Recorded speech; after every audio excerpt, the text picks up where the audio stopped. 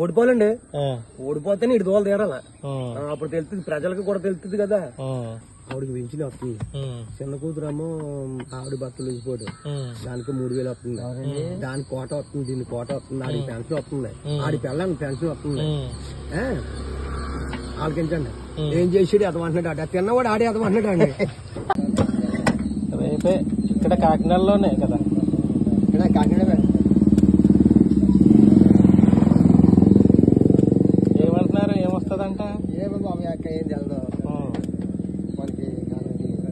అంటే మధ్యపాలు కల్లా తెలిసిపోతాయి. అవునవును, అవును. అంటే ఎన్నాళ్ళ కాదు కదా, ఇప్పుడు మిషన్లు కదా. అవునవును.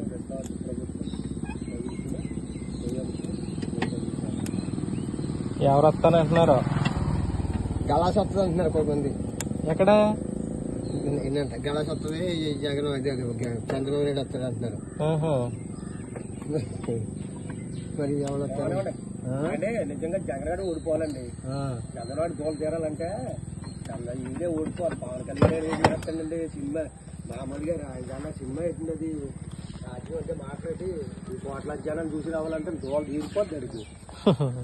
ఆడికేం తెలుస్తుందండి రాజకీయం గురించి. నిజంగా ఆడే ఓడిపోవాలండి. నేను అనుకున్నది అదండి. 50 సంవత్సరాలకి పింఛని అంటండి, ఎస్టీకి ఎస్సీకి అంటండి. ఇదండి పింఛనీలు 50 సంవత్సరాల కంటండి.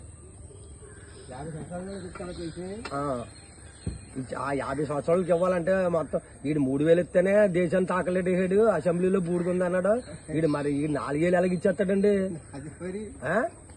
ఏంటండి రాజకీయం అంతేండి. ఇంకా మనం ఉండవే ఎవడేదన్నా గొప్ప లాజిక్ చెప్పారు మీరు, ఓడిపోవాలని. ఓడిపోవాలండి, ఓడిపోతేనే ఇటు దోలు తీరాల. అప్పుడు తెలుస్తుంది, ప్రజలకు కూడా తెలుస్తుంది కదా రాజకీయం అంటే ఏటో. ఇప్పుడు ప్రతి కూడా తెలిసిపోతుందండి రాజకీయం. దాని గురించి కాదు, ఇటు ఓడిపోతే అప్పుడు తెలుస్తుంది ప్రజలకి. ఏంటండి ప్రతి అట్టాది వర్ణాలకు కూడా వేసాడు డబ్బులు ఇడు. ఆడ బాబు గారు సొమ్ము అంటున్నాడు, ఆడ బాబు గారు సొమ్ము వేస్తారు. ఇప్పుడు మీ సొమ్మె అన్న నాకు ఏమైనా 10 రూపాయలు ఇస్తారు మీరు, నా సొమ్మె అన్న మీకు ఏమైనా 100 రూపాయలు ఇస్తాను నేను. అందుదే ప్రజలను చూసాడు. ఏదంటే అమ్మని పోనీయకుండా నాతలకి ప్రతి ఒక్కరిని కూడాను. ఏంటి ఇప్పుడు ఎన్నాళ్ళ కూడాను గవర్నమెంట్ స్కూల్లో పిల్లలు ఎంత బాధపడేవారండి లేడీస్. ఇప్పుడు ఎంత ఎలాగ ఉందండి ఇప్పుడు. ఎలా ఉండేదండి, చాలా ఇబ్బంది పడిపోయారా. ఇప్పుడు అలా ఏం లేదు, ఎంత బాగుందండి ఇప్పుడు. తర్వాత ఇంగ్లీష్ మీడియం పెట్టాడండి, బాగున్నాయండి అండి. తర్వాత తెల్ల స్థలాలు ఎవడిచ్చాడండి? ఇంతమంది రాజకీయవేత్తలు ఉన్నారు కానీ చంద్రబాబు నాయుడు ఇచ్చాడా? అప్పుడు ఇందిరాగాంధీ ఇచ్చిందంటండి. ఇప్పుడు మరి ఇది ఇచ్చాడండి. ప్రతి ఊరు చూడండి ఎలా వెలుగుతూ ఉందో.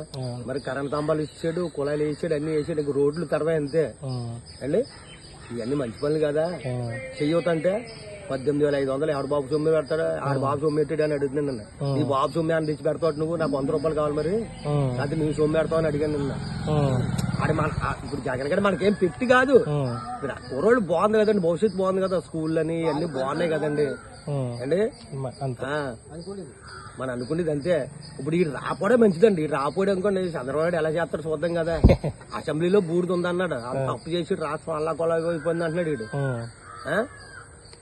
మా ఈడేమన్నాడు పవన్ కళ్యాణ్ గారు, జగన్ ఆడెవడో ఈడెవడో అన్నాడు. ఆ అన్న ఈడు సరిపోతాడు ఏంటి, ఈడు సినిపిల్లు తీసుకున్నాడు, ఆ అన్న సరిపోతాడు ఏంటండి.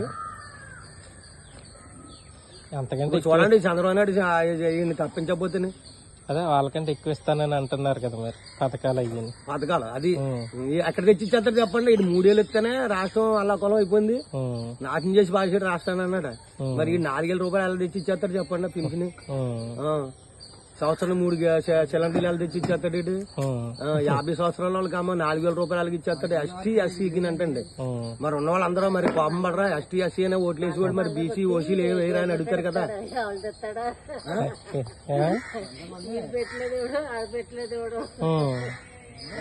అదని చెప్తున్నాను మాట్లాడండి ఎందుకండి. ఇప్పుడు ఆ నిధించలేకే కదా వీళ్ళు ముగ్గురు కూటమి అయ్యారు. ఆ నిధించడానికి ఇందో ఎవడ పచ్చంగా నిలబడినా ఎవడన్నా సరిపోతాడండి అడిగి ఏంటండి.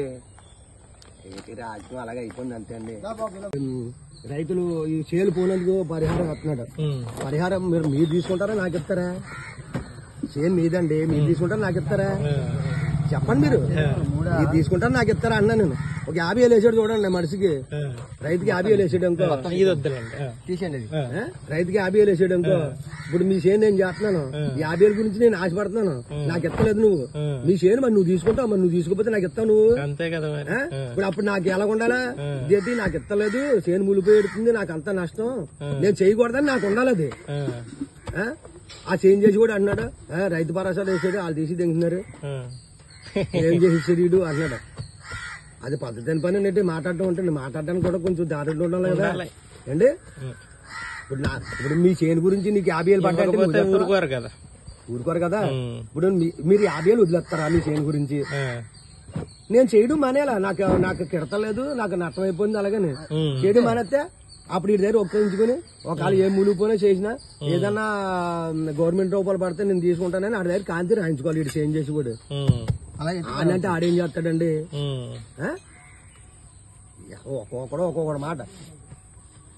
ఇక్కడ ఉన్నాడు, ఈ ఈదులో ఉన్నాడు, కూతురు భర్త వదిలేసి పోయాడు, ఆవిడకి పెంచిన వస్తుంది, చిన్న కూతురేమో ఆవిడ భర్త వదిలేసిపోయాడు, దానికి 3,000 వస్తుంది, దానికి కోట వస్తుంది, దీనికి కోట వస్తుంది, ఆడికి పెన్షన్ వస్తుంది, ఆడి పిల్లలకి పెన్షన్ వస్తుంది. ఆలకించండి, ఏం చేసాడు అదమంటున్నాడు, ఆడ తిన్నవాడు ఆడే అదమంటున్నాడు అండి. అందుకే ఇటు గెలపోవడం మంచిది, ఇటు దోలు తీరాలంటే అంతా సరిపెట్టుకోవాలా. మీరు మాట చెప్పిన మాట మాత్రం భలే మాట. అంతే మరి మనం ఫుల్ మరి మనకి ఇటు మనం తిరిగి వచ్చి సోమరిపోతే ఒక నెత్తిగా గుట్టేసి తిరగాల పని మంచి తప్పు కదా. తప్పండి, ఉన్న పని వాళ్ళు చేసుకోవాలా. ఏదో పెడతాడు గవర్నమెంట్ పెడుతుంది, అదే సంతోషం అనుకోవాలా. అంతేగాని మనం ఆడ ఎట్లా చెప్పి తినేసేసి పెక్కమ గుట్టే తిరిగితే బాగోదు, అది పొరపాటు అయిపోయినది.